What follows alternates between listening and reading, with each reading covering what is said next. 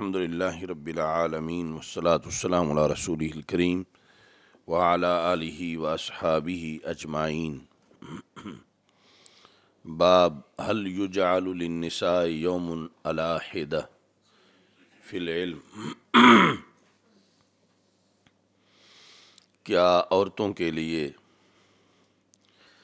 تعلیم کے سلسلہ میں علیحدہ دن رکھا جائے؟ حضرت ابو سعید خدری رضی اللہ تعالیٰ عنہ سے مروی ہے کہ عورتوں نے رسول پاک صلی اللہ علیہ وسلم سے یہ کہا، یا رسول اللہ صلی اللہ علیہ وسلم، آپ کے سلسلہ میں ہم پر مرد غالب آ گئے ہیں، یعنی آپ سے فیض پانے کے لحاظ سے، فَاجْعَلْ لَنَا يَوْمًا مِّن نَفْسِكَ، ہمارے لیے اپنے اوقات میں سے ایک دن معین کیجئے۔ یعنی ایک دن کا مطلب یہ ہے کہ اس میں مرد ہمارے ساتھ شریک نہ ہوں، وہ صرف ہم خواتین کی تعلیم کا دن ہو۔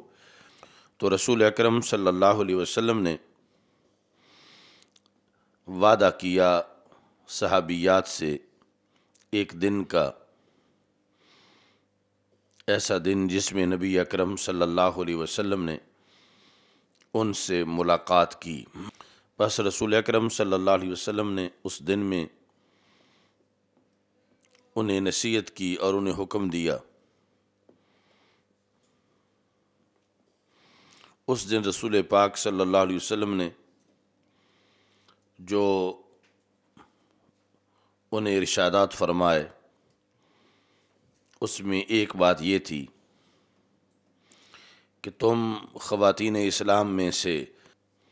جو عورت بھی اپنے سے پہلے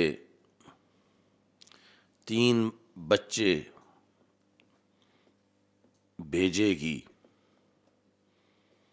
یعنی وہ خود تو بھی دنیا میں ہے لیکن اس کے 3 بچے جو ہیں وہ فوت ہو چکے ہیں، کان لہا حجابا من النار، تو وہ بچے اس عورت کے لیے جہنم سے بچاؤ کا باعث بن جائیں گے۔ تقدم ثلاثن، تو ثلاثن ذکر فرمایا، ثلاثتن نہیں، تو ثلاثن ہے ولد کی وجہ سے، تو اس بنیاد پر ولد جو ہے وہ مذکر کو بھی شامل ہے اور مؤنث کو بھی شامل ہے، یعنی 3 بچے خواہ وہ بیٹے ہوں یا بیٹیاں ہوں یا مشترکہ ہوں، جس عورت کے یہ فوت ہو گئے اس کے خود فوت ہونے سے پہلے، اور فوت ہوئے چھوٹی عمر میں، تو ایک عورت نے کہا، یا رسول اللہ صلی اللہ علیہ وسلم، اگر 2 فوت ہوئے و اثنین، اثنتین بھی نہیں، جس طرح پیچھے ثلاثتن نہیں تھا، یہاں اثنتین نہیں، یہ بھی ولد کی وجہ سے کہ مراد ولد ہے، و اثنین، اس کو کہتے ہیں عطف تلقینی، ثلاثن پر عطف ہے، و اثنین مطلب ہے قل و اثنین، جس طرح قرآن مجید میں ہے، قال ومن ذریتی، پہلے انی جاعلک للناس اماما، قال ومن ذریتی، تو وہ عطف تلقینی ہے، ایسے ہی یہ بھی عطف تلقینی ہے، فقال و اثنین، تو نبی اکرم صلی اللہ علیہ وسلم نے فرمایا اگر 2 بھی اس نے آگے بھیجے تو پھر وہ بھی اس کے لیے دوزخ سے حجاب بن جائیں گے۔ تو اس سے ایک تو عورتوں کی جو تعلیم ہے، درس و تدریس اور تعلیم و تعلم کے لحاظ سے ان کا مستقل شعبہ، اس کا یہ بیان ہے۔ دوسرا یہ ہے کہ عقائد کے لحاظ سے کہ یہ حدیث جو ہے وہ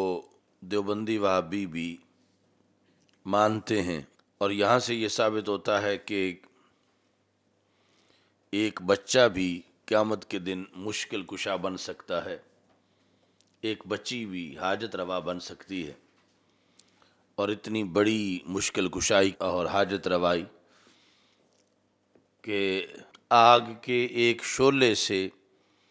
بچانا بھی مشکل کشائی ہے، اور پورے جہنم سے بچانا کتنی بڑی مشکل کشائی ہوگی۔ تو یہ کسی عورت کی اولاد اس کے لیے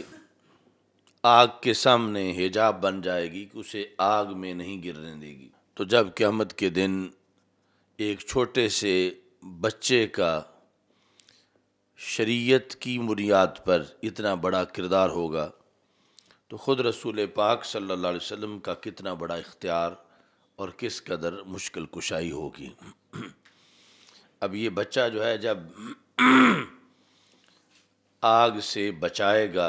اپنی ماں کو، تو اس سے عقیدہ توحید میں کوئی فرق نہیں آئے گا، کوئی شرک لازم نہیں آئے گا، اس کے مشکل کشا ہونے کی بنیاد پر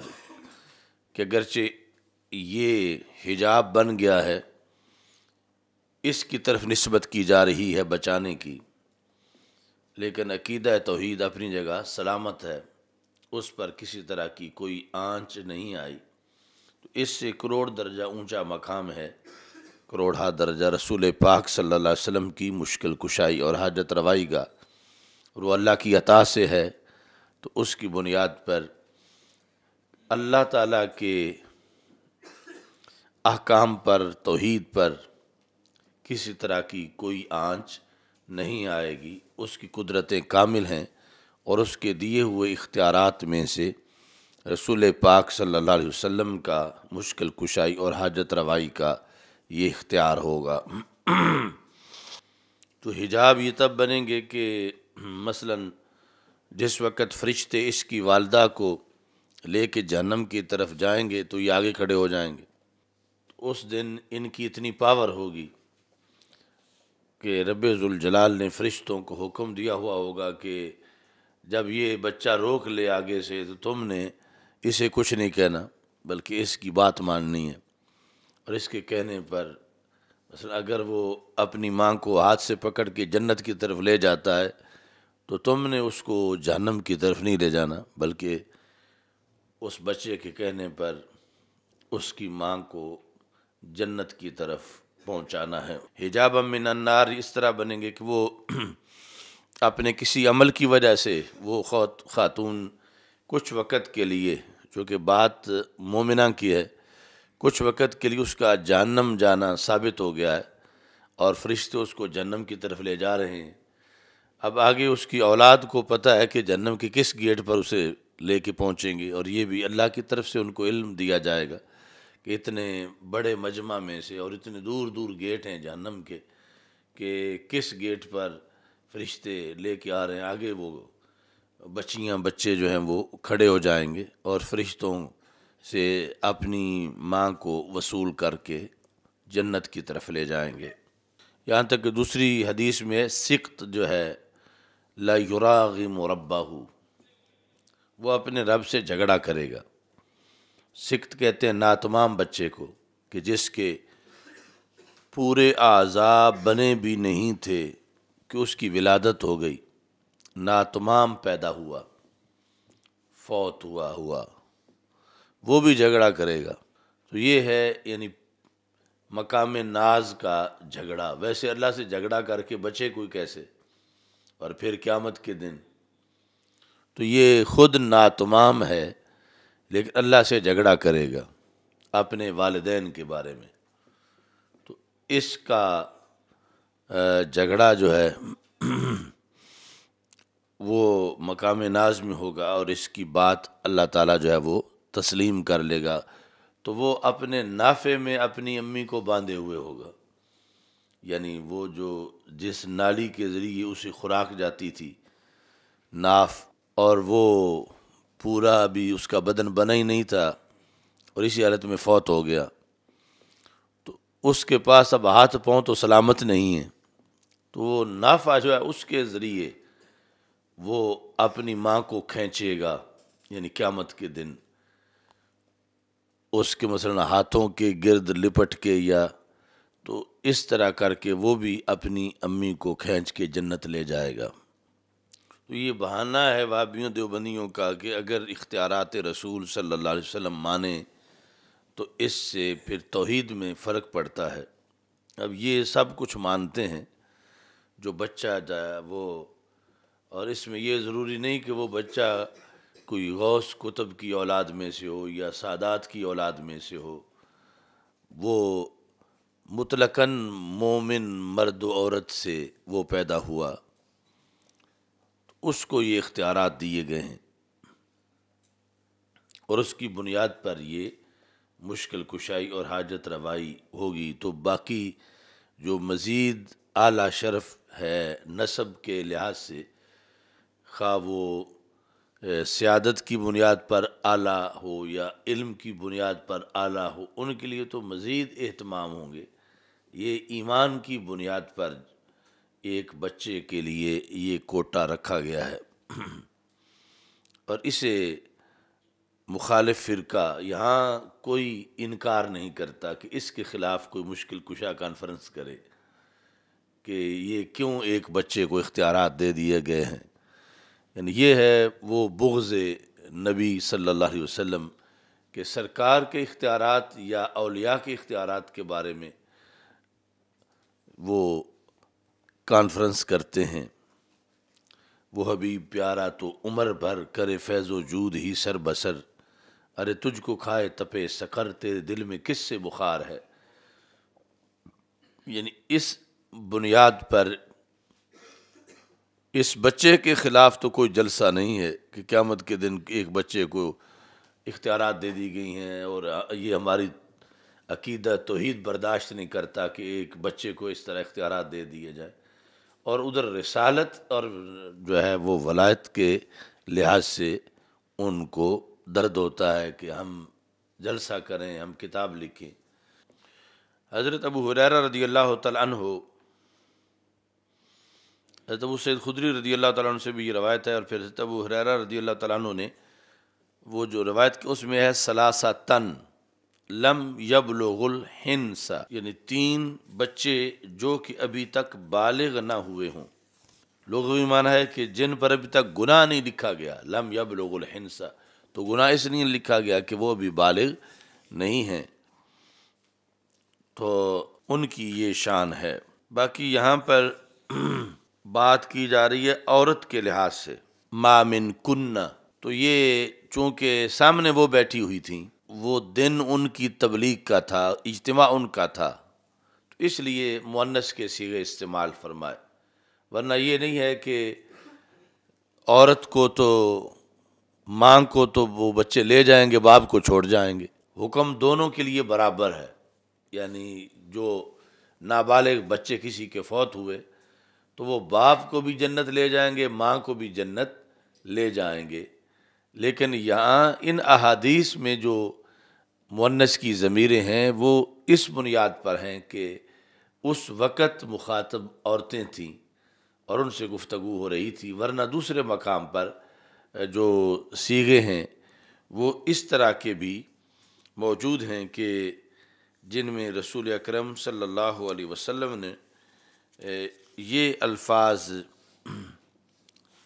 استعمال فرمائے، ما من مسلم یقدم ثلاثتن، یہ حدیث آگے اس میں ہی کتاب الجنائز میں بخاری میں ہی آئے گی، ما من مسلم، تو اب یہاں پر تو کوئی وہم نہیں ہے کہ صرف عورتوں کے لیے ہیں، مردوں کے لیے یہ نہیں ہے، بلکہ مسلم یا مسلمہ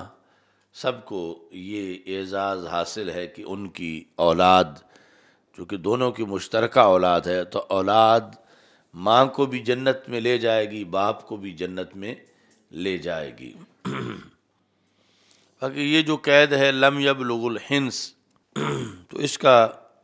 ایک سبب یہ ہے کہ یہ عمر جو اولاد کی ہوتی ہے اس میں وہ پیارے زیادہ ہوتے ہیں، یعنی جو ابھی نابالغ ہوں، تو پھر ان کے فوت ہونے پر آزمائش بڑی ہوتی ہے کہ زیادہ پیاری چیز دنیا میں جانے کی بنیاد پر صبر کا امتحان ہوتا ہے، تو جب بچہ بالغ ہو جائے تو اس کے بعد جو ہے پیارا تو اگرچہ پھر بھی ہے، لیکن جب وہ نافرمانی کرتا ہے تو پھر آہستہ آہستہ پیار گھٹتا جاتا ہے، یا کچھ دیگر معاملات کی وجہ سے اتنا نہیں رہتا جتنا کہ پہلے تھا، تو پھر اس کے فوت ہونے پر اتنا صدمہ نہیں ہوتا جتنا اس سے پہلی عمر میں ہوتا ہے۔ اس بنیاد پر رسول پاک صلی اللہ علیہ وسلم نے یہ قید ساتھ لگائی، اور پھر اس کے جانے کے لحاظ سے بھی ہے کہ ابھی اس کا نامہ اعمال بالکل ستھرا ہے اور کسی طرح کی کوئی سیاہی نہیں لگی ہوئی، چونکہ وہ بھی بالغ ہوا ہی نہیں ہے، تو اس کی جو تقدیس ہے وہ زیادہ ہے اللہ کے ہاں۔ تو یہ رسول پاک صلی اللہ علیہ وسلم نے ساتھ اس کے قید لگائی۔ جو کل والے سبق میں گزرا ہے کہ جو رسول پاک صلی اللہ علیہ وسلم نے فرمایا لقد ظننت یا ابا ہریرہ اللہ یسألنی عن ھذا الحدیث احد اول منک لما رأیت من حرصک علی الحدیث اسعد الناس بشفاعتی یوم القیامہ من قال لا الہ الا اللہ خالصا من قلبہ او نفسہ۔ قانون شفاعت ذہن میں رکھنا ضروری ہے کہ کافر کی شفاعت نہیں ہوگی، اور کوئی شفیع ایسا نہیں ہو سکتا کہ جو خود کافر ہو۔ شافع یا شفیع یا مشفع، یہ تینوں ایک ہی کے وصف ہیں کہ جس کی شفاعت قبول کر لی جائے گی، تو سب ایمان کی بنیاد پر ہوگا کہ شافع بھی مومن ہے اور جس کی شفاعت کر رہا ہے وہ بھی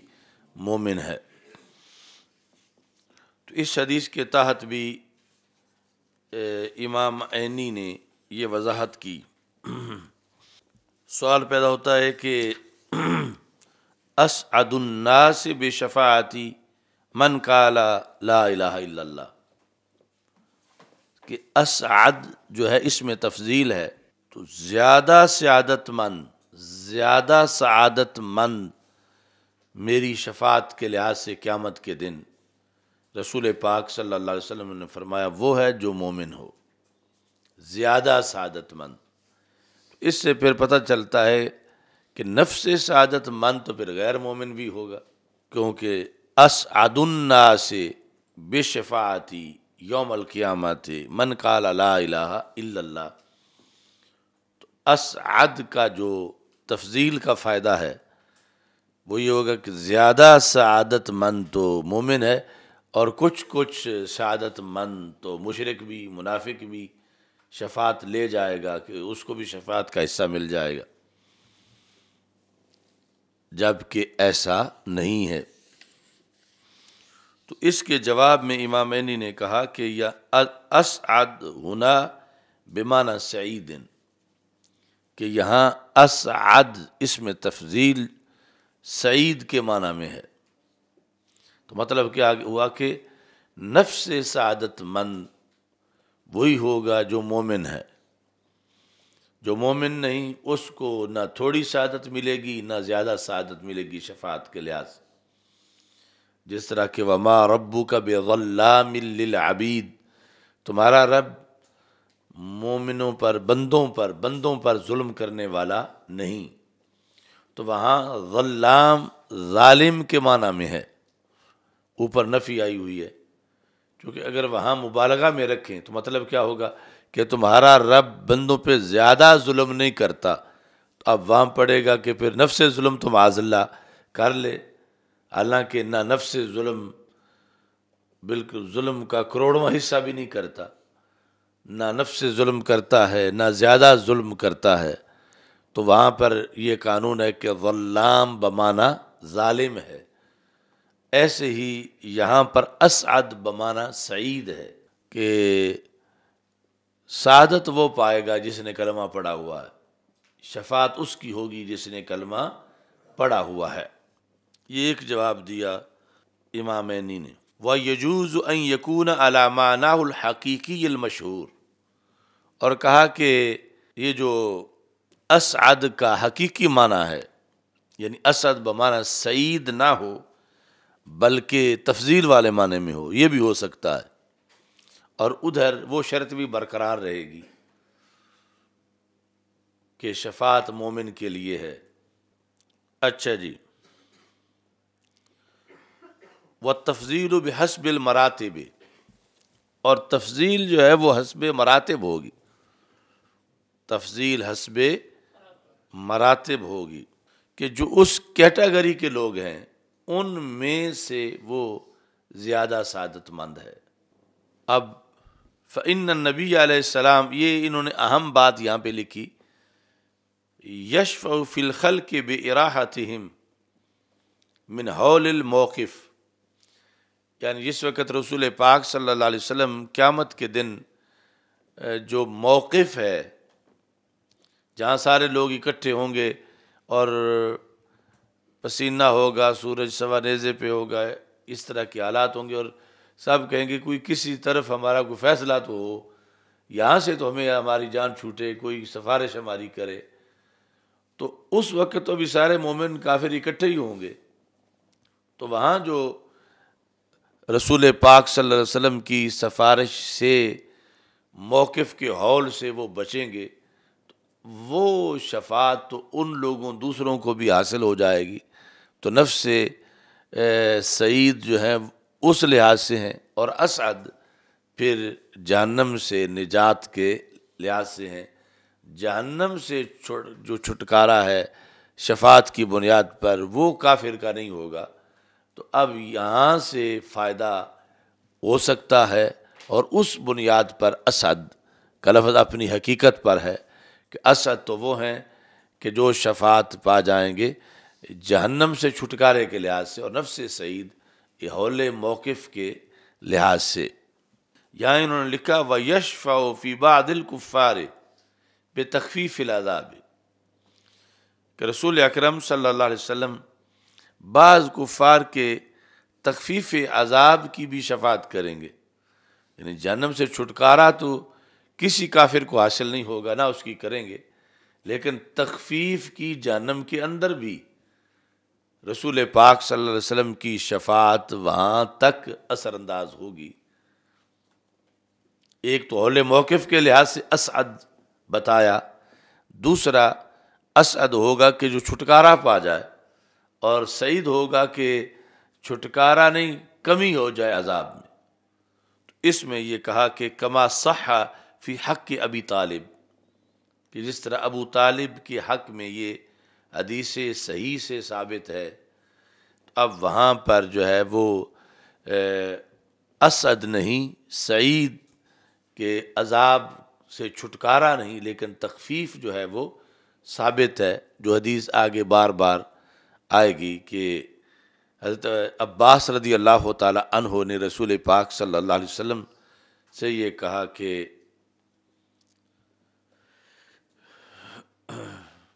هل نفعت ابا طالب فإنه كان يغضب لك، کہ ابو طالب کو آپ نے کوئی فائدہ دیا، وہ تو آپ کی وجہ سے لوگوں سے جھگڑا کرتے رہے۔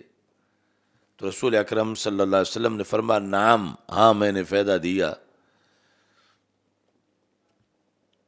انه فی دحداہ من النار لولا انا لکان فی الدرک الاسفل من النار، کہ وہ اب صرف اتنا جہنم میں ہیں کہ ان کے ٹخنوں تک آگ ہے، اگر میرا کردار نہ ہوتا نکالنے میں تو وہ جہنم کے سب سے نچلے گڑھے میں ہوتے، تو ہیں جہنم میں، لیکن اتنا فرق ہے کہ کہاں سر تک ڈوبا ہوا ہونا اور پھر اوپر کروڑوں میل آگ ہو سب سے نچلے گڑھے میں، اور کہاں یہ کہ سب سے اوپر آ جائیں سطح آگ پر اور ٹخنوں تک باقی رہ جائے۔ تو یہ میرا کردار ہے کہ میں نے فائدہ دیا، اور یہ فائدہ کلمے کے بغیر محض میری وجہ سے ہے، یعنی یہ اتنا بڑا سرکار کا فائدہ ہے کہ کلمے کے بغیر بھی یہاں تک کھینچ کے لے آئے، اگرچہ کہ فرمایا کہ ان کا دماغ اس آگ کی وجہ سے بھی یوں کھولتا ہے جس طرح کہ گوشت ہنڈیا میں کھولتا ہے، لیکن میں نے فائدہ دیا اور فائدہ ثابت کیا، مگر ایمان ثابت نہیں کیا، فائدہ ثابت کیا مگر جہنم سے نکلنا وہ نہیں بتایا، جہنم میں رہنا بتایا۔ تو اس بنیاد پر امام عینی نے پھر جواب دیا کہ اب وہاں پر اسعد تو نہیں لیکن سعید بنے کہ اس بنیاد پر کہ تخفیف ہوئی عذاب کے اندر، کما صح فی حق ابی طالب۔ تو یہ یعنی جتنی بھی احادیث ہیں بخاری کی اس سلسلہ میں یا اس کے علاوہ، امام عینی یعنی جو پہلے ائمہ کی اتنی صدیاں بعد کے ہیں، اسناد اور دیگر ساری چیزوں کے معائنہ کے بعد صحت کے قائل ہیں کہ یہ احادیث درجے میں صحیح ہیں کہ جن کے اندر عدم ایمان کا ذکر ہے لیکن شفاعت کا حصہ ملا اور اس سے تخفیف عذاب پائی گئی۔ وَيَشْفَعُ فِي بَعْضِ الْمُؤْمِنِينَ بِالْخُرُوجِ مِنَ النَّارِ، یہ ہے درجہ بندی سعادت میں کہ کچھ مومنین کی رسول پاک صلی اللہ علیہ وسلم شفاعت کریں گے، کس بارے میں؟ کہ جہنم داخل ہونے کے بعد ان کو نکال لیں گے۔ وفی بعضہم یرفع الدرجات فیہا، کچھ جہنم جائیں گے نہیں، جنت جائیں گے، لیکن پھر بھی ان کو سفارش کی ضرورت ہوگی کہ اعلیٰ درجے کی جنت ملے، تو اب وہاں بھی شفاعت ہے۔ پھر وفی بعضہم بدخول الجنہ بغیر حساب، کہ بعض کی سفارش یہ ہوگی کہ جہنم بھیجا ہی نہ جائے ان کو، بلکہ بیر سے ہی جنت بھیج دیا جائے، اگرچہ فیصلہ جہنم کا ہو چکا تھا۔ بعض جہنم میں جائیں گے لیکن پھر شفاعت سے نکل آئیں گے، اور بعض جو ہیں وہ ڈائریکٹ جنت میں جائیں گے لیکن پھر بھی ان کو سفارش کی ضرورت ہوگی کہ ان کی جنت اونچی نہیں ہے زیادہ یا اعلیٰ نہیں ہے، تو وہ چاہیں گے کہ رسول پاک صلی اللہ علیہ وسلم میری سفارش فرمائیں، اور سرکار دو عالم صلی اللہ علیہ وسلم سفارش فرمائیں گے۔ تو اس بنیاد پر یعنی یہ انہوں نے دوسرا جواب دیا امام عینی نے کہ اس طرح درجہ بندی جو ہے اس کے مطابق پھر اسعد اپنے حقیقی معنی میں ہے، اور پہلا جواب یہ تھا کہ اسعد بمعنی سعید ہے، اور ضمناً یہاں عدم ایمان ابی طالب کا مسئلہ انہوں نے بیان کیا اور اس کے دلائل کو ساتھ بیان کیا۔ اس میں جو کل وہ تفسیر خازن کا رہ گیا تھا اور آپ نے پھر یاد ہی نہیں کرایا،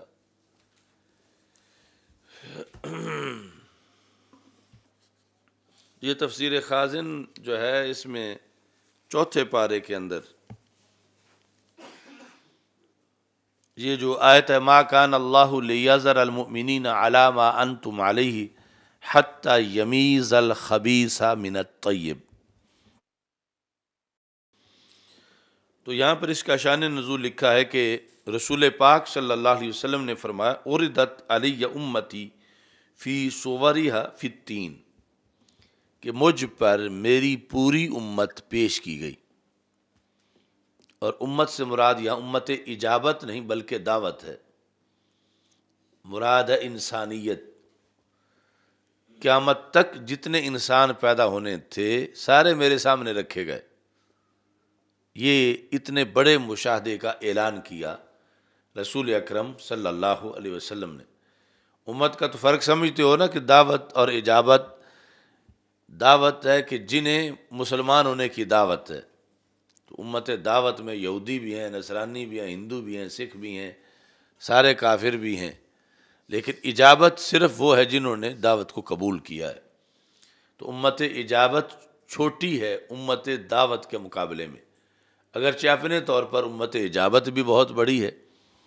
لیکن مطلقاً انسانیت کے افراد زیادہ ہیں، اور ان انسانوں میں سے مسلمان جو ہیں یہ تھوڑے ہیں۔ تو عرضت علی امتی، یہاں پر امت بمانا ہے امت دعوت، کما عرضت علی آدم، جس طرح حضرت آدم علیہ السلام کے اوپر روحیں پیش کی گئی تھیں ساری اولاد کی، یعنی ان پر عرض تھا، عرض ہے پیش کیا جانا بحیثیت اولاد کے، کہ آدم علیہ السلام کو ان کی ساری اولاد دکھائی گئی قیامت تک جتنی پیدا ہونی ہے، پر جیسے انہیں اولاد دکھائی گئی مجھے امت دکھائی گئی، مجھ پر میری ساری امت کہ میرے اعلان نبوت کے بعد قیامت تک جتنے لوگوں نے پیدا ہونا ہے وہ سارے کے سارے یعنی ان کی ارواح وہ میرے سامنے پیش کی گئیں۔ پیش کرنے کے بعد اعلمت، مجھے علم دیا گیا۔ اعلمت ایک یعنی مشاہدہ ہے، اور پھر ایک اللہ کی طرف سے مزید علم ہے۔ کس بارے میں؟ من یؤمن بی ومن یکفر بی، کہ کون مجھ پہ ایمان لائے گا اور کون انکار کرے گا۔ اب ان لفظوں سے پتہ چلا کہ امت سے مراد دعوت ہے، جو اگر امت اجابت ہوتی تو اس میں تو پھر دو قسمیں ہیں ہی نہیں۔ امت اجابت تو ساری یومینوں والی ہے، تو یہ ہے امت دعوت کہ جس میں آگے پھر سب سامنے کر کے ان میں سے جو قیامت تک جنہوں نے کلمہ پڑھنا تھا، اللہ نے ہر بندے کا مجھے علم دیا۔ تو یہ ہم سب کے لیے سعادت کی بات ہے کہ ہم اگرچہ صحابی نہیں بن سکے، صدیوں بعد پیدا ہوئے ہیں، لیکن ہم سب پر بھی نگاہ رسول صلی اللہ علیہ وسلم پڑی تھی کہ جب اللہ نے بتایا کہ یہ قیامت تک، یہ جب ہمارے والی صدی کا ذکر ہو رہا تھا تو اس صدی کے جو مومنین تھے رب بتا رہا تھا کہ یہ آپ کا کلمہ پڑھیں گے، اور سرکار دو عالم صلی اللہ علیہ وسلم مشاہدہ فرما رہے تھے کہ اس صدی کے اندر یہ میرے مومن ہیں اور اس کے اندر فلاں فلاں کافر ہیں۔ تو یہ صورتحال مشاہدہ کی تھی کہ اعلمت اردت کے بعد اعلمت اردت علی امتی، آگے اعلمت مجھے علم دیا گیا۔ تو اگرچہ دیگر احوال کا علم ثانوی بھی ہے، لیکن سب سے بڑا علم قیامت تک کے انسانوں کے بارے میں اسی دن رسول پاک صلی اللہ علیہ وسلم کو دے دیا گیا کہ ان میں مومن کون ہے اور ان میں کافر کون ہے۔ ویسے تو علم یہ بھی ہے کہ ان میں مالدار کون ہے اور نادار کون ہے، عالم کون ہے، جاہل کون ہے، لیکن یہ جو سب سے بنیادی فرق ہے جس پر آگے مدار ہے بہت فضیلتوں کا، تو یہ بتا دیا گیا کہ مومن کون ہے اور کافر کون ہے۔ اور اس سے یہ پتہ چلا کہ پہلے جو لفظ امت آیا ہے وہ امت اجابت نہیں ہے بلکہ دعوت ہے۔ اب یہ جو بات ہے یہ آج ہمیں 15ویں صدی میں اس پر بڑی خوشی ہو رہی ہے، مگر منافقوں کو اس وقت بھی جلن ہوئی، یعنی جب یہ پتہ چلا کہ رسول پاک صلی اللہ علیہ وسلم تو قیامت تک کے غلاموں کو پیار کی نگاہ سے دیکھ چکے ہیں، تو انہیں اس پر جلن ہوئی۔ فبلغ ذلک المنافقین، تو یہ بات منافقین تک پہنچی۔ فقالوا استہزاء معاذ اللہ زعم محمد انہ یعلم من یؤمن به ومن یکفر به ممن لم یخلق بعد ونحن معه وما یعرفنا۔ تو ان تک یہ بات پہنچی تو انہوں نے استہزاء کہا، مذاق کرتے ہوئے، کہ حضرت محمد صلی اللہ علیہ وسلم یہ گمان کیا ہے انہوں نے کہ وہ قیامت تک کے مومن بھی جانتے ہیں اور کافر بھی جانتے ہیں، یعنی کہنے لگے یہ جو انہوں نے دعویٰ کیا یہ کچا دعویٰ ہے، معاذ اللہ یہ بات صحیح نہیں ہے۔ اب وہ علم نبوت کو تولنا شروع ہو گئے، اور تولنے کا طریقہ کیا تھا؟ یہ شروع سے یعنی سب سے پہلے منافق تھے جنہوں نے علم رسول صلی اللہ علیہ وسلم میں کمی پر دلائل پیش کیے، اور پھر بالخصوص علم غیب کے انکار پر دلائل پیش کیے۔ یہ ان کی بدقسمتی ہے اس برے کام میں پہلا نمبر لینے پر۔ انہوں نے دلیل یہ پیش کی کہ نحن معہ وما یعرفون، ایک ہیں ہم، ایک ہیں مثال کے طور پر 20ویں صدی والے، تو 20ویں والے تو پیدا ہی نہیں ہوئے ابھی تک، جو نہیں پیدا ہوئے انہیں جاننا بہت مشکل ہے، جو ساتھ ہیں انہیں جاننا آسان ہے، تو ہم ساتھ رہنے والے ہیں، وما یعرفون، ہمارا تو ان کو پتہ نہیں ہے، معاذ اللہ پتہ نہیں ہے کہ یہ کہاں سے انہوں نے اخذ کیا ہوا ہے کہ ہمیں تو مسجد سے باہر نہیں نکالتے، ہم تو جب نماز پڑھنے جاتے ہیں ہمیں نمازی ہی سمجھتے ہیں، ہمیں مومن سمجھتے ہیں، حالانکہ ہم نے تو صرف اوپر اوپر سے کلمہ پڑھا ہوا ہے، ہمارے دلوں میں کفر ہے۔ تو جب ایک بندے کو اپنے ساتھ والوں کا پتہ نہ چلے تو جو ابھی پیدا ہی نہیں ہوئے ان کا پتہ کیسے چلے گا؟ معاذ اللہ یہ دلیل پیش کر رہے تھے منافقین رسول پاک صلی اللہ علیہ وسلم کے دعوے کے مقابلے میں۔ سرکار کا دعویٰ تھا میں قیامت تک کے لوگوں کو جانتا ہوں، یہ کہنے لگے جو قیامت تک کے لوگوں کا کیا کیسے جانے، جو ساتھ والوں کو نہ جانے قیامت والوں کو کیسے جانے گا، قیامت تک کے لوگوں کو کیسے جانے؟ تو ہم تو ساتھ والے ہیں اور ہمیں یہ نہیں جانتے، ہمارا جانتے ہوتے تو پھر ہمیں کیوں قریب آنے دیتے؟ ہمیں تو مومن سمجھتے ہیں، چونکہ ہم نماز پڑھتے ہیں تو تبھی پڑھتے ہیں کہ مومن ہے، ورنہ ہمیں کہتے کہ مسجد سے نکل جاؤ تم جھوٹے ہو، ہمیں تو نکالتے نہیں ہیں۔ تو پتہ چلا یہ صغرا کبرا انہوں نے ملایا کہ ہمارا علم نہیں، جب ہمارا نہیں تو پھر قیامت تک والوں کا بھی علم نہیں، تو پھر معاذ اللہ زعم، یہ ان کا گمان ہے، یہ حقیقت نہیں ہے۔ یہ منافقین نے سب سے پہلے علم رسول صلی اللہ علیہ وسلم کو تول کے کم ثابت کرنے کی اور علم غیب کی نفی کرنے کی سب سے پہلے منافقین نے دلیل پیش کی۔ فبلغ ذلک رسول اللہ صلی اللہ علیہ وسلم، اب جو کچھ منافقین نے رسول پاک صلی اللہ علیہ وسلم کی کے دعوے پر تبصرہ کیا، گندا تبصرہ، وہ بات سرکار دو عالم صلی اللہ علیہ وسلم تک پہنچ گئی۔ اس پر پھر نبی اکرم صلی اللہ علیہ وسلم نے ایکشن لیا، یہ نہیں کہ جو کہتے ہیں کہتے پھریں، اس پر رد عمل کا اظہار کیا۔ رد عمل کا اظہار کیا تھا؟ فقام علی المنبر، تو رسول اکرم صلی اللہ علیہ وسلم منبر پہ کھڑے ہو گئے، فحمد اللہ تعالی واثنى علیہ، خطبہ پڑھا، ثم قال، پھر ارشاد فرمایا، ما بال اقوام طعنوا فی علمی، یہ ہوتے کون ہیں جو مجھے بے علمی کے تانے ماریں؟ تو شان رسول صلی اللہ علیہ وسلم کے تحفظ کے لیے پہلی کانفرنس کا انعقاد خود رسول پاک صلی اللہ علیہ وسلم نے کیا، اور پھر علم رسول صلی اللہ علیہ وسلم کے اس بات کے لیے خود جلسہ رسول پاک صلی اللہ علیہ وسلم نے کیا، اور قیامت تک کے عاشقان رسول صلی اللہ علیہ وسلم کے لیے سنت بنائی۔ تو رسول پاک صلی اللہ علیہ وسلم نے لفظ یہ بولے، ما بال اقوام طعنوا فی علمی،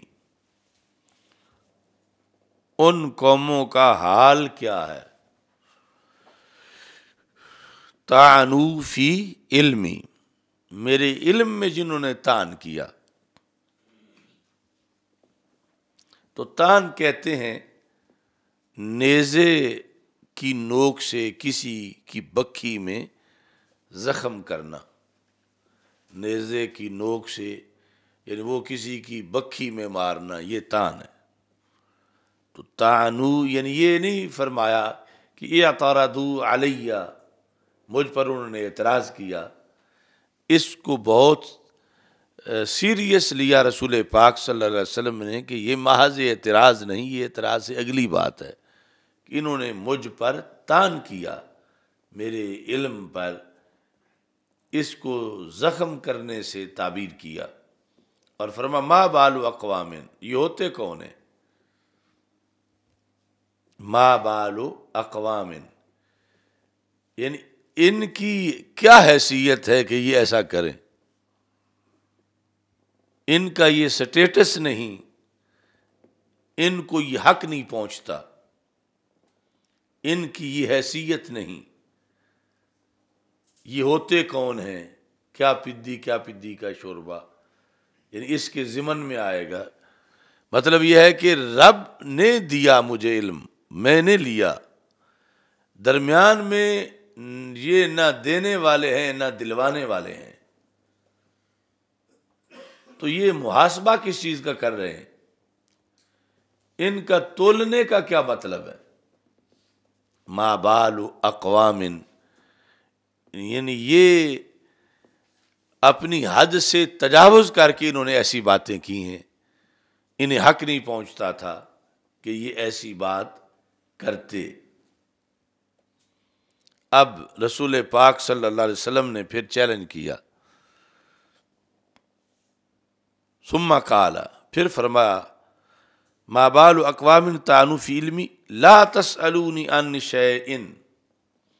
فیما بینکم وبین الساعہ الا نبأتکم بہ۔ لا تسألونی عن شیء، نکرہ تحت النفی ہے، جس کا بھی تم سوال کرو، کل کا یا پرسوں کا، فرمایا نہیں، آج سے لے کر قیامت تک کا، فیما بینکم وبین الساعہ، تمہارے آج کے حالات سے لے کر قیامت تک کا جو بھی سوال کرو، الا نبأتکم بہ، مگر میں اس کا جواب دوں گا۔ اب چونکہ پس منظر پیچھے علم غیب کا ہے، تو پھر آگے چیلنج بھی اور دعوت بھی علم غیب کی ہے۔ یعنی اعتراض یہ نہیں تھا کہ انہوں نے نماز کے مسئلے معاذاللہ صحیح نہیں بتائے، یا انہوں نے روزے کے احکام صحیح نہیں بتائے، اس لحاظ سے علم پر اعتراض نہیں تھا، علم پر اعتراض تھا مستقبل کی خبر کے لحاظ سے، جس کو علم غیب کہتے ہیں۔ تو پھر سرکار دو عالم صلی اللہ علیہ وسلم کا جواب بھی اسی کے لحاظ سے تھا کہ تم نے مستقبل میں نے جو کہا کہ میں قیامت تک کے مومن بھی جانتا ہوں اور کافر بھی جانتا ہوں، اور تم نے کہا کہ نہیں جانتے، تو پھر میں بیٹھا ہوا ہوں، اب کوئی مطالعہ کرنے بھی نہیں جاؤں گا، کوئی تیاری کرنے بھی نہیں جاؤں گا، ابھی پوچھو مجھ سے، میں یعنی اگر جواب نہ دے سکوں تو پھر تم بک بک کرو، تو میں ابھی کہتا ہوں جو تم پوچھو گے میں تمہیں جواب دوں گا۔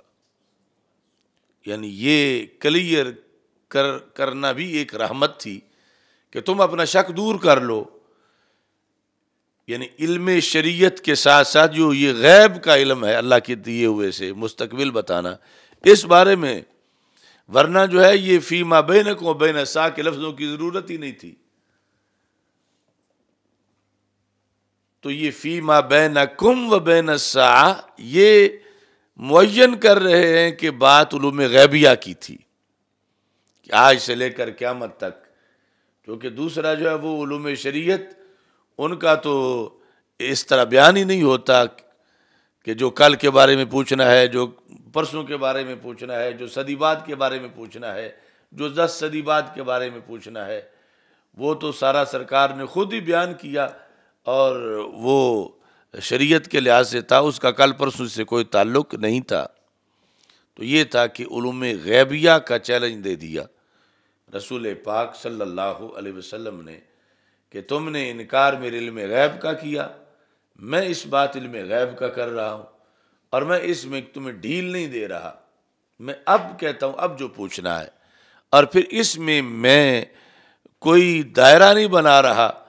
کہ صرف تم 1 سال تک پوچھ لو، صرف 1 صدی تک پوچھ لو، بلکہ نکرہ تحت النفی ہے کہ اگر قیامت تک کے تمہارے سامنے 10 کروڑ سوال ہیں تو ان میں سے ہر ایک کا میں جواب دوں گا۔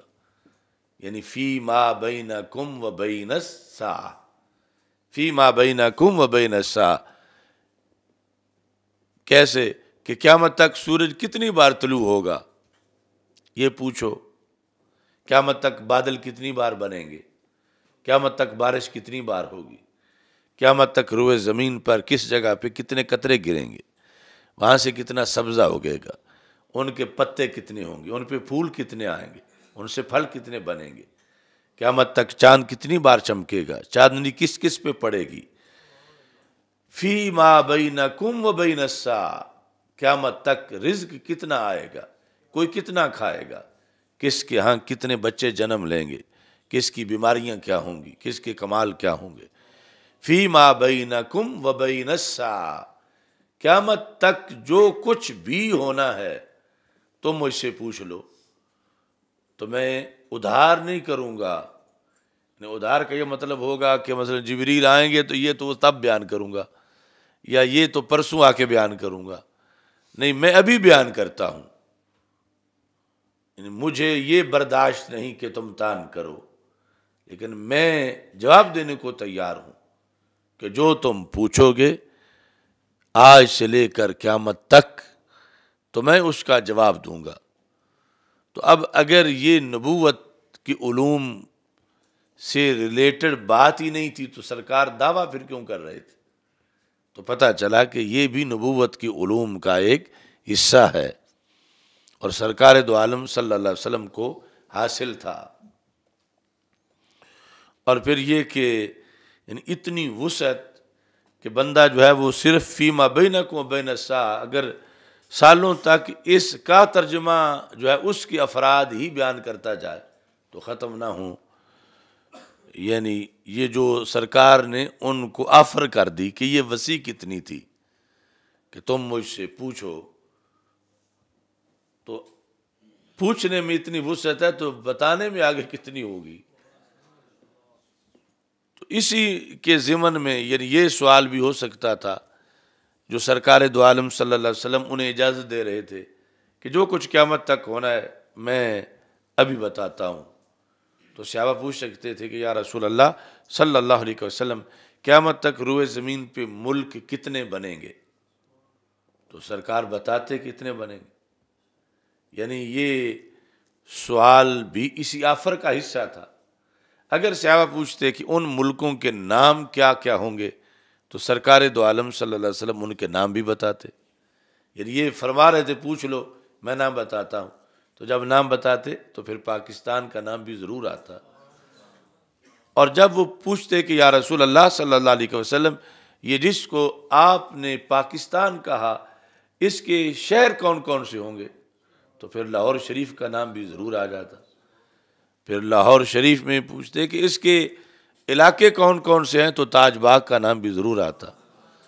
پھر تاج باغ کے لحاظ سے پوچھتے کہ جس کو تاج باغ فرما رہے ہو اس کی فلاں تاریخ کو شاہ جلال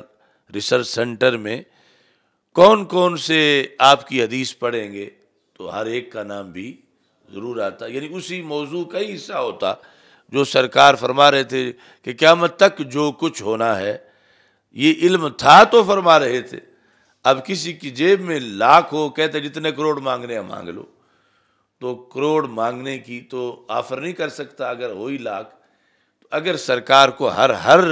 گھڑی میں قیامت تک جو ہونا تھا پتہ نہ ہوتا تو کیسے آفر فرماتے؟ تو آپ نے فرمایا فی ما بینکم و بین الساعہ، اور پھر لا تسألونی عن شیء، یہ نکرہ تحت نفی کا کمال ہے کہ جو بھی قیامت تک ہوگا وہ پوچھو، میں اس کا تمہیں جواب دوں گا۔ اچھا جی، فقام عبداللہ بن حذافہ السامی، جو کل جن کا نام حدیث میں گزرا، جنہوں نے پوچھا من ابی، تو حضرت عبداللہ بن حذافہ سامی اٹھ کے کھڑے ہوئے، فقال من ابی یا رسول اللہ صلی اللہ علیہ وسلم، آپ مجھے بتائیں میرا باپ کون ہے۔ تو اب جو کچھ ہم اس حدیث کی تقریر میں دعویٰ کر رہا ہے وہ سارا یہاں سے ثابت ہوا۔ دعویٰ ہم نے یہ کیا کہ بات تھی علوم غیبیہ کی، چیلنج کیا رسول پاک صلی اللہ علیہ وسلم نے علوم غیبیہ کا، اور یہ نماز روزے کے سوالوں کی بات نہیں تھی، انکار بھی نہیں تھا ان کی طرف سے نماز روزے کے مسائل کے لحاظ سے، انہوں نے بھی علوم غیبیہ کا انکار کیا تھا، اور رسول پاک صلی اللہ علیہ وسلم نے علوم غیبیہ کا اس بات کیا تھا۔ اب کوئی کہے کہ لا تسألونی عن شیء، یہ ہے کہ جو تم نماز کا مسئلہ پوچھو گے میں بتاؤں گا،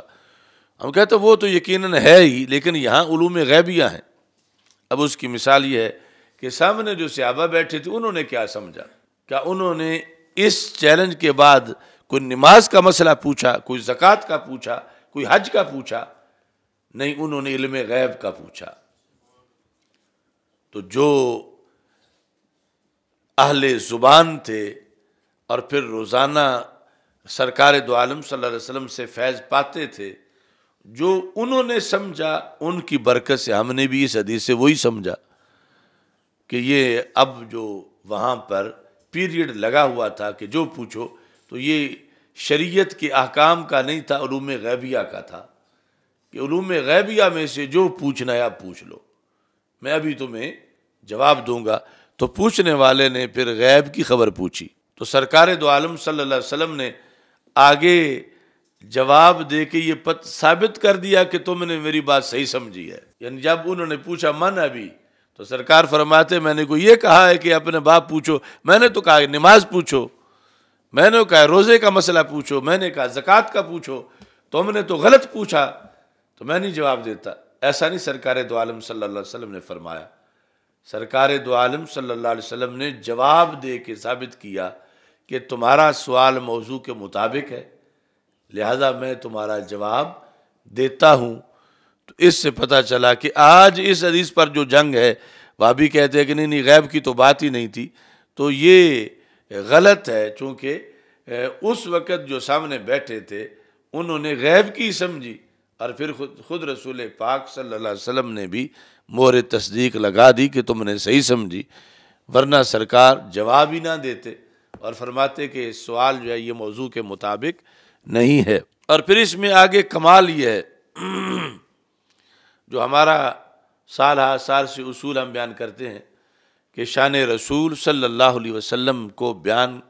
کرنے کا یہ ضابطہ ہے کہ شان رسول صلی اللہ علیہ وسلم تول تول کے نہیں، سینہ کھول کے بیان کی جاتی ہے۔ تو وہ اصول بھی یہاں سے ثابت ہوا، چونکہ فی ما بینکم و بین الساعہ، یہ ہے مستقبل، اور پوچھنے والے نے تو ماضی کا پوچھ لیا۔ حضرت عبداللہ بن حذیفہ سامی جب یہ پوچھ رہے ہیں من ابھی، تو ان کی جو ابوت ثابت ہوئی کسی سے، وہ تو آج سے کئی سال پہلے ہوئی۔ مثلا آج ان کی عمر 35 سال ہے، تو یہ 35 سال پہلے کی ایک بات پوچھ رہے ہیں، یہ مستقبل کی نہیں پوچھ رہے، یہ ماضی کی پوچھ رہے ہیں، اور وہ بھی بڑی چھپی ہوئی بات۔ یہ نہیں پوچھ رہے کہ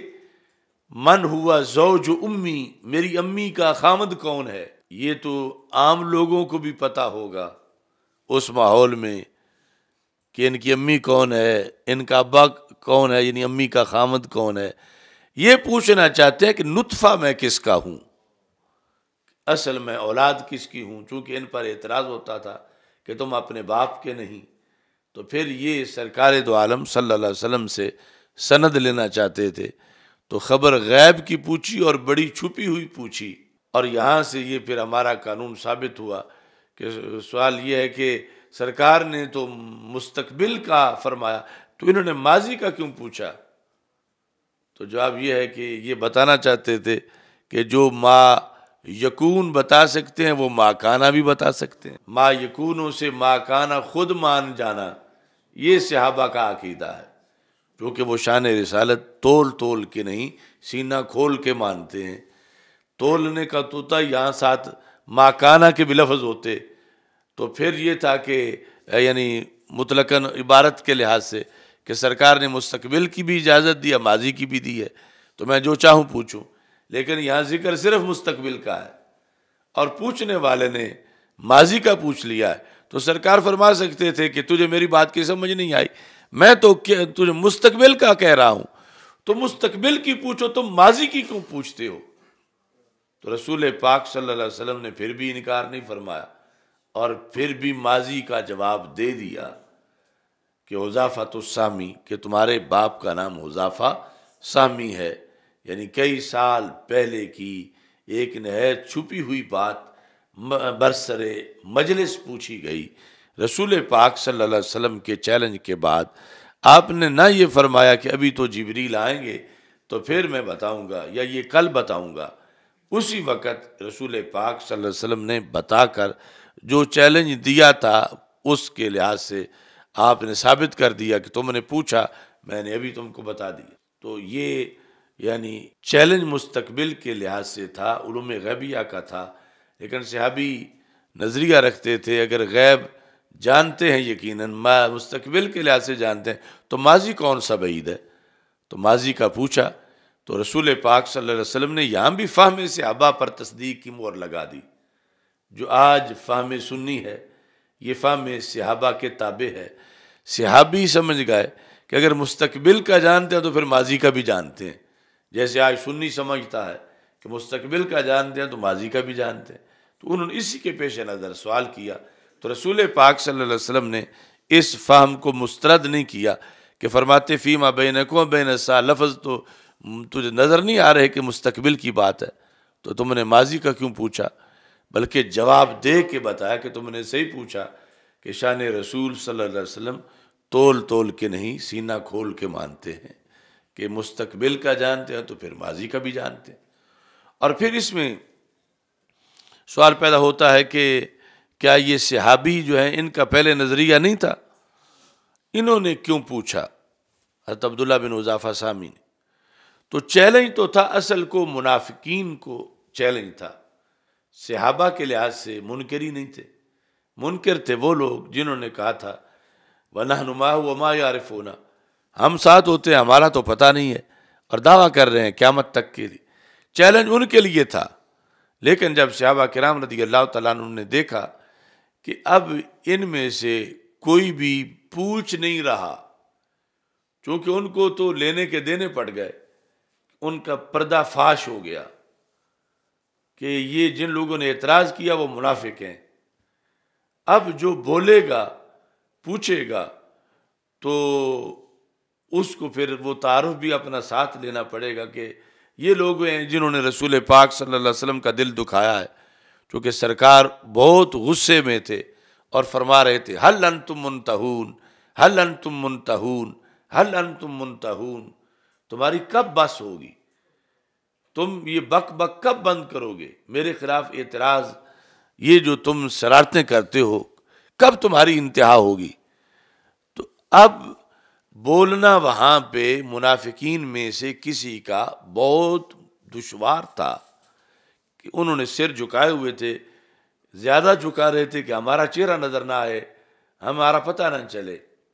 تو پھر صحابہ میں یہ فیصلہ کیا کہ اب پیریڈ لگا ہوا ہے اور اب یہ کمینے بول نہیں رہے، اور جب یہ وقت گزر جائے گا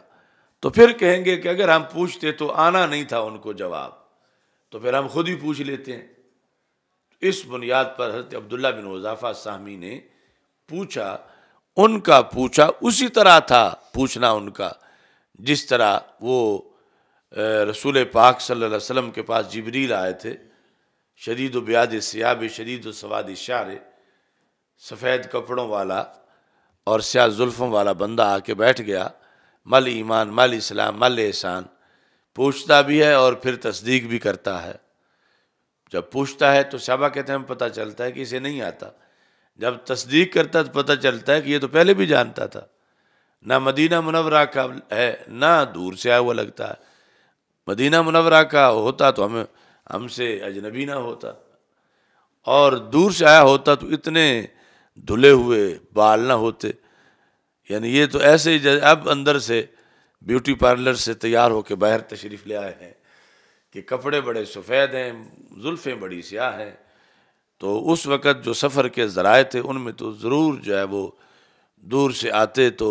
رستے کا غبار یا اس طرح کی کوئی چیز ہوتی۔ تو وہ جب تشریف لے گئے تو رسول پاک صلی اللہ علیہ وسلم نے صحابہ سے پوچھا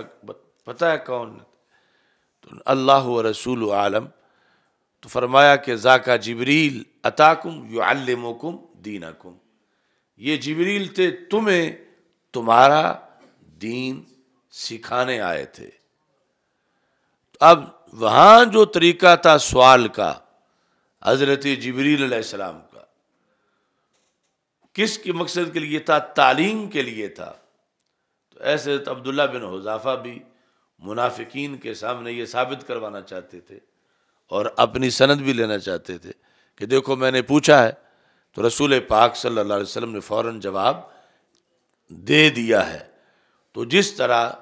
تعلیم کے مقصد کے پیش نظر وہاں سوال کیا گیا، تو یہاں بھی وہ جو پہلے گڑبڑ ہوئی تھی اس کو دور کرنے کے لیے یہ سوال کیا حضرت عبداللہ بن حذافہ سامی نے، اور رسول اکرم صلی اللہ علیہ وسلم نے فوراً اس کا جواب ارشاد فرما دیا۔ قال من ابی، قال حذافہ، فقام عمر، یہ جو وہ تھا 12 کا علی رکبتہی ہے، یا قام علی رکبتہی، گھٹنوں کے بل کھڑے ہو کر، یعنی اتنا ایمرجنسی تھی کہ پورا کھڑے ہونا اس کی انہوں نے مہلت نہیں سمجھی حضرت عمر رضی اللہ تعالیٰ عنہ کہ میں فوراً بولوں اور ذرا اجاگر ہو کے بولوں کہ کون بول رہا ہے۔ تو گھٹنوں کے بل کھڑے ہو کر آپ نے فرمایا یا رسول اللہ صلی اللہ علیہ وسلم، رضینا باللہ ربا وبالاسلام دینا وبالقرآن اماما وبک نبیا فاعف عنا، آپ ہمیں معاف فرما دو۔ یعنی یہ صحابہ سے برداشت نہیں ہو رہا تھا اتنا غصہ کہ ہم میں سے تو کوئی منکر نہیں ہے آپ کے نبی ہونے کا، یہ انڈے گندے ہیں جنہوں نے یہ کہا وبک نبیا، ہم آپ کو نبی مانتے ہیں۔ اور نبی اکرم صلی اللہ علیہ وسلم اتنا غصے میں آگے کہتے حل انتم منتہون، حل انتم منتہون، حل انتم منتہون۔ اور منافقین جو ہیں وہ سارے مزید سر نیچے کرتے ہیں کہ کہیں ہمارا نام نہ لے لیں کہ فلاں فلاں نے علیحدہ بیٹھ کے میری فلاں حدیث پر یہ اعتراض کیا۔ تو اس طرح کر کے یہ آیت اتری، ما کان اللہ لیذر المؤمنین علی ما انتم علیہ حتی یمیز الخبیث من الطیب وما کان اللہ لیطلعکم علی الغیب ولیکن اللہ یجتبی من رسلہ من یشاء۔ یہ تھا خباثت کا پس منظر۔ اللہ کی یہ شان نہیں کہ اللہ مومنین کو پہلے حال پہ رہنے دے۔ پہلا حال کیا تھا کہ منکرین علم نبوت بھی مسجد نبوی میں ہی نمازیں پڑھیں اور منکرین علم غیب بھی مومن ہی کہلائیں۔ اللہ کی یہ شان نہیں کہ اب ویسے رہے۔ اللہ اب کیا کرے گا؟ حتی یمیز الخبیث من الطیب، اللہ پاک پلیت جدا جدا کرے گا۔ تو لفظ خبیث قرآنی تاریخ میں سب سے پہلے کس پہ بولا گیا؟ یعنی یہاں ہندو سکھ پہ نہیں بولا گیا، یہاں نصرانی یہودی پہ نہیں بولا گیا، یہاں ان پہ بولا گیا جنہوں نے کہا نحن معہ وما یعرفون، کہ ہم ساتھ ہوتے ہمارا تو پتہ نہیں ہے، اور دعویٰ یہ کرتے ہیں کہ قیامت تک کے لوگوں کو جانتا ہوں۔ نمازی تھے اور وہ بھی مسجد نبوی شریف کے، اور وہ بھی خاتم المرسلین حضرت محمد صلی اللہ علیہ وسلم کے پیچھے نماز پڑھنے والے تھے۔ تو محض نمازی ہونا کافی نہیں،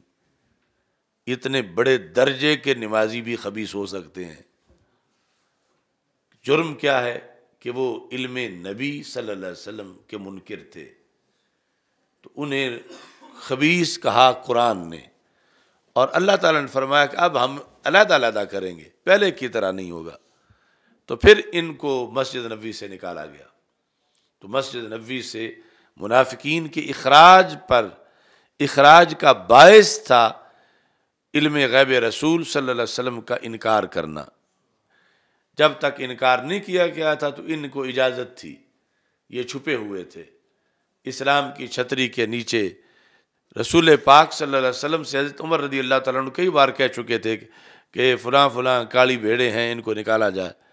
تو رسول پاک صلی اللہ علیہ وسلم فرماتے تھے کہ لوگ کہیں گے کہ جو ان کا کلمہ پڑھتا اس کو بھی نکال دیتے ہیں، لوگ کہیں گے۔ یعنی یہ کسی حد تک اس بات کا بھی لحاظ کیا جاتا ہے، پھر لحاظ نہ کرنا اصل پالیسی ہے کہ لوگ جو کچھ بھی کہیں گے ہم تو ایسا کریں گے۔ تو پہلے تھا کہ ابھی مخالفت بہت زیادہ ہے، معاشرے میں لڑائیاں ہو رہی ہیں قریش مکہ سے، تو اعلانیہ جو دشمن ہے وہ کہیں گے ان کا کیا، ان کا تو جو کلمہ پڑھے اس کو بھی یہ مارتے ہیں، مسجد سے نکال دیتے ہیں۔ تو فرمایا کہ یہ جملہ بولنے کی نوبت نہ آئے، لیکن جب یہ باز نہیں آئے تو اب اگلی پالیسی تھا کہ لوگ جو بھی کہیں اب ہم نے نکالنا ہی ہے، جو کہ اللہ تعالیٰ فرما رہا ہے ما کان اللہ لیذر المومنین، اب ہم نہیں رہنے دیں گے۔ تو جب رب نہ رہنے دے تو ہم اب کیسے رہنے دیں؟ ما کان اللہ لیذر المومنین، اب جن پر لفظ مومن بولا جا رہا تھا ان میں سے کچھ خبیث تھے، کچھ طیب تھے۔ خبیث منافقین تھے، طیب صحابہ تھے۔ تو ان میں سے جن پر لفظ مومن بولا جا رہا تھا اور مسجد نبوی میں نماز پڑھ رہے تھے، ان کے اندر اللہ نے امتیاز کیا اور فرمایا وما کان اللہ لیطلعکم علی الغیب، جو اصل پیچھے بات چلی ہوئی تھی وہ ظاہر ہوئی کہ اللہ کی شان نہیں کہ تمہیں اطلاع دے غیب پر، لیکن اپنے رسولوں میں سے جسے چاہتا ہے غیب عطا فرما دیتا ہے۔ تو یہ شان نزول یعنی اس آیت کا اولین ہے، اور دوسرا خندق کے لحاظ سے ہے، دونوں ہی علم غیب کے بارے میں۔ خندق کھودتے ہوئے رسول پاک صلی اللہ علیہ وسلم نے جب ضرب لگائی اس پتھر کو جو صحابہ سے ٹوٹ نہیں رہا تھا، تو اس سے آگ نکلی، روشنی ہوئی، تو آپ نے فرمایا شام فتح ہو گیا، عراق فتح ہو گیا۔ تو وہاں بھی منافق بولے کہ آج تے کافروں سے ڈرتے ہوئے خندقیں کھود رہے ہیں کہ اپنا گھر بچانا مشکل ہے مدینہ منورہ، اور دعویٰ یہ کرتے ہیں وہ دور جا کے شام فتح ہو گیا۔ تو اس میں بھی انہوں نے انکار علم غیب کیا، تو آیت اتری ما کان اللہ لیذر المومنین، اور آگے وما کان اللہ لیطلعکم علی الغیب۔ تو اس کے سوا کوئی شان نزول ہے ہی نہیں، یعنی جو 80% ہے وہ یہ ہے جو بخاری میں بھی اس کے حصے ہیں اور یہاں تفصیل سے ہے، اور باقی وہ ہے خندق والا۔ تو یہاں پر جو ایک علی الاطلاق قانون ثابت ہوا اسلام کا وہ ہے امتیاز حق و باطل۔ ایک ہے فرقہ واریت اور ایک ہے امتیاز۔ تو امتیاز حق و باطل میں یہ سنت خداوندی ہے، اس کی مذمت نہیں کی جا سکتی۔ تو ہم فرقہ واریت کے قائل نہیں ہیں، لیکن ہم امتیاز حق و باطل کو اللہ کی سنت سمجھتے ہیں، اور ہمارا منہج اس پر ہے ما کان اللہ لیذر المومنین علی ما انتم علیہ حتی یمیز الخبیث من الطیب۔ تو ہمارا منہج خبیث کو خبیث کہنا ہے، طیب کو طیب کہنا ہے۔ ہمارا منہج یہ نہیں کہ خبیث طیب ایک جیسے ہی ہیں، خبیث طیب کا فرق نہ کرو، وہ صلح کلیت ہے۔ خبیث طیب کا فرق نہ کرنا صلح کلیت، اور خبیث طیب کا فرق کرنا یہ تنگ نظری نہیں، یہ سنت خداوندی ہے، اللہ نے کیا ہے، قرآن میں ہے، رسول پاک صلی اللہ علیہ وسلم نے خود فرمایا ہے، تو ہمارے لیے بھی لازم۔ اب ظاہر ہے کہ اس میں مشکل تو ہے، اس میں مقبولیت کو ٹھیس پہنچتی ہے، اس میں آدمی کے ماننے والوں پر اثر پڑتا ہے، لیکن یہ ایک فرائض میں سے فریضہ ہے، حتی یمیز الخبیث من الطیب۔ اگر خبیث کو خبیث مانا نہ جائے پھر بھی خرابی ہے بہت بڑی، مانا جائے لیکن کہا نہ جائے پھر بھی خرابی ہے۔ شریعت کہتی ہے خبیث کو خبیث مانو بھی اور کہو بھی، تاکہ طیب و ممتاز ہو جائے۔ تو یہ ہے ہمارا منہج صراط مستقیم، یا اس کو کہتے ہیں مسلک اعلی حضرت، اور یہ ہے سنت خداوندی۔ یہ فرقہ وارانہ بات نہیں، یہ امتیاز خداوندی ہے کہ یہ فرق ہونا چاہیے۔ اچھا جی، تو یہ ایک حدیث، اب یہ تو میں نے بتایا کہ یہ ہے تفصیلاً، اور اس کے اجزاء ہیں بخاری میں، تو مل کر پھر اس کو بھی تقویت ملتی ہے جو خازن میں ہے، اور پھر بخاری والا جو ہے اس مضمون کو ہم اکٹھا کرنے کے لیے بھی اس کو سامنے رکھ سکتے ہیں، جو ہو بہو ایک ایک جملہ تین تین اکٹھے ہیں جو اس میں اور بخاری میں، اور پھر اصل تفصیل جو ہے وہ یہ تھی کہ بات یہاں سے چلی، اور پھر اتنا بلیغ خطبہ دیا رسول پاک صلی اللہ علیہ وسلم نے۔ سب سے پہلے جلسہ خود کیا تو شان رسول صلی اللہ علیہ وسلم کے تحفظ کا طریقہ بتایا، اور اس کے لحاظ سے پھر جو تقاضے ہیں وہ رسول پاک صلی اللہ علیہ وسلم نے بیان کیے۔ اور اس وقت بہت مشکل تھا جب ابھی مدینہ منورہ پر حملے ہو رہے تھے، اور آج تو اس کے مقابلے میں ہزارہ درجے آسان ہو چکا ہے، لیکن آزمائش آج بھی بہت بڑی ہے۔ مگر اس سنت خداوندی اور سنت نبوی کو پورا کرتے ہوئے آج اس امتیاز کی ضرورت ہے، اور خبیث کو خبیث جاننا، ماننا اور بیان کرنا، اور طیب کو طیب کہنا اور اس کے طیب ہونے پر گواہی دینا، یہ اس وقت کا نصاب ہے۔ چلو صاحب، الحمدللہ رب العالمین والعاقبۃ للمتقین والصلاۃ والسلام علی رسول الکریم، استغفر اللہ لا الہ الا اللہ وحدہ لا شریک لہ، لہ الملک ولہ الحمد وہو علی کل شیء قدیر۔ خیر و برکت، کامیاب ہو کامران، وصلی اللہ تعالی علی حبیب سیدنا محمد۔